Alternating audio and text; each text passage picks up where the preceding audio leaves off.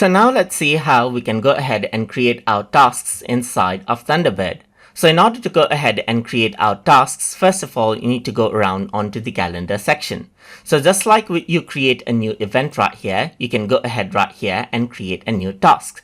So instead of going around over here, you can simply go ahead and right click anywhere in the calendar section and then choose new task right here.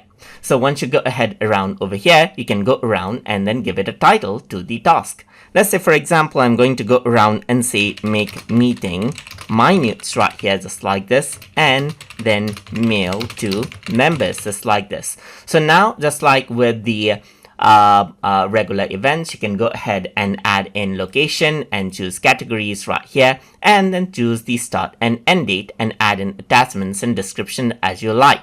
Click on save and close, and then you get the task right here, just like this. So you get the make meeting minutes and mail to members as a task. So let me just go ahead and edit, and seems like I selected multiple days of dates right here.